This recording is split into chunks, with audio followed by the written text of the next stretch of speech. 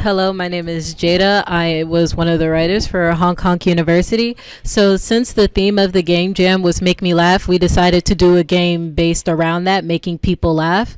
So, you as the player are trying to get into Honk Honk University, which is a clown based college. And so, you're choosing to go through an interview process where you have to make four professors laugh. This is a playthrough through the first Professor Raven. We decided to be funny and add and make some of the characters based off of us. This is based off of one of our teammates who helped with the writing and the art. So you basically go through, you meet this one player who helps kind of guide you along the way. And before the interviews, you have the option to talk to different NPCs who can give you some advice. For every prompt, there is a good, neutral, and bad option. Pick too many neutral and bad options, you fail. Pick the good ones, you pass, and you get to move on to the next interview. And then after all four, you are officially a student of Honk Honk University.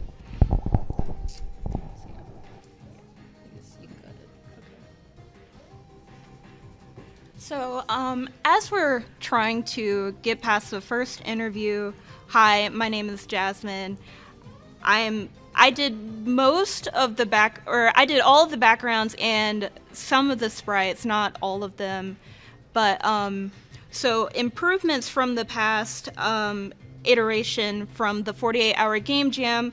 All the professor routes are completed, and each new act has all new backgrounds, new NPCs, and in the Act 2 and 3 specifically, there's kind of like this funny little interaction with the teaching assistant character Rose and this other NPC about blowing up a microwave.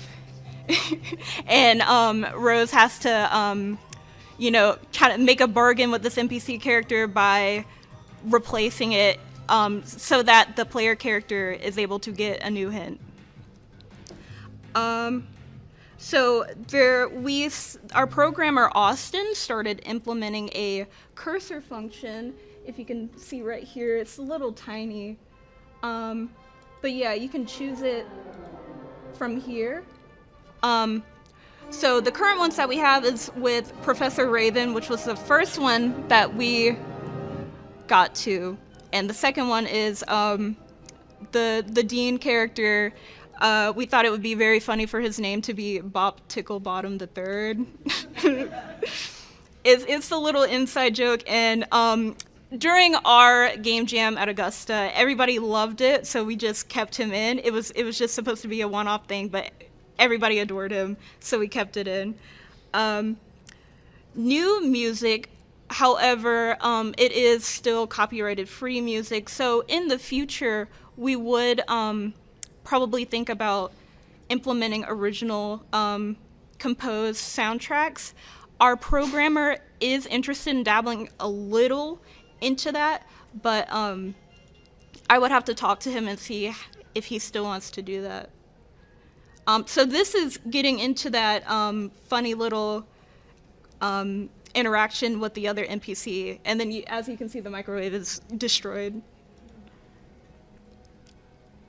And moving forward, we really want to try to make the game more interactive so that it's more visually interesting and appealing and dynamic. So animations for each of the sprites as well as the professors, that would really help with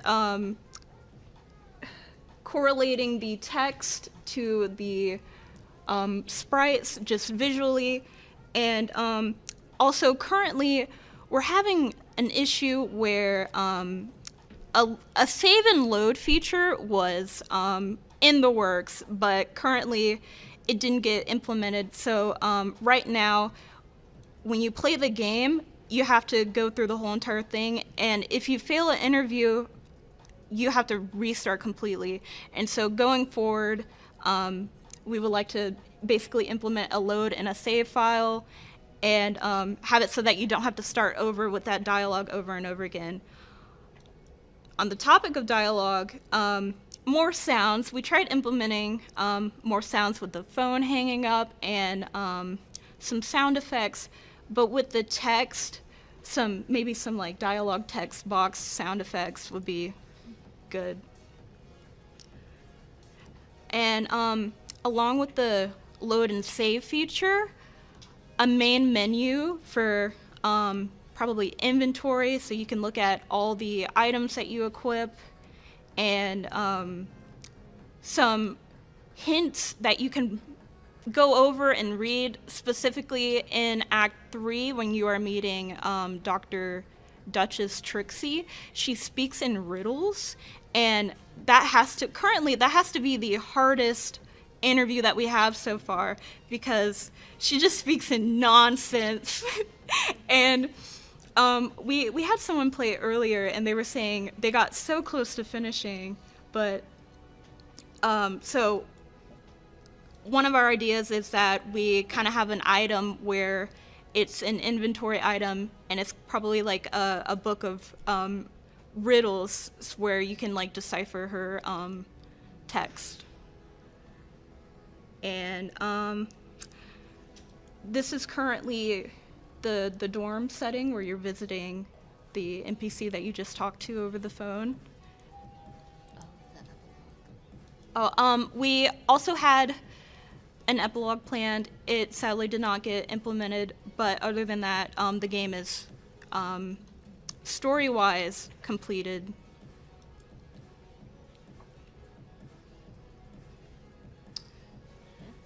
And that's all I can say without us just going through the game right now. If we had the autosave feature, I would have went to each act, so we would be able to load in and jump in quickly, but unfortunately we did not get to that. Please repeat questions on into the microphone Okay. for us. What do you think the interactive fiction market is like for a game like this? What do you think the interactive fiction market is like for a game like this? I think everybody needs a silly game to unwind in, and this game would just bring a lot of comfort with people. Maybe they relate to a character, or if they genuinely like the art style. But we just think it would be like a fun game to put out. Do you have you been able to do any research into the size of the interactive fiction market now? Not yet. Yes. I have a question. I'm a visual novel connoisseur. I love visual novels. Okay. Why did you choose? I'm assuming this is in Unity. Yeah. Yes. Why did you choose Unity over a visual novel engine like Remedy? So, why did we choose a visual novel? Why did we choose Unity instead of a visual novel engine? Personally, that was what our programmer Austin was comfortable with. It was something he was able to, he was well versed in. He was able to get coding out quickly for that. I will have to talk to him to see what he wants to do further. I suggest checking out Remedy because it has an automatic save load. Okay. Jaded researcher on YouTube says the interactive game market is for relaxing with. So looks like a good goal. Talk about a timeline for what you want to keep doing with the game. We were mainly talking about investing in more time to work on this over the summer, because currently, we're going into finals and we might not have enough time to work on it. But we all really want to flesh it out and get to a point where we're able to put it up online somewhere where anybody can play. Do you actually have a list of tasks you need to do before that? I personally have a list of things that I want to implement, but 3 of our group members weren't able to show up, so I would have to run it by them first. But some things that I want to implement is during the interviews, I want to have different types of gameplay.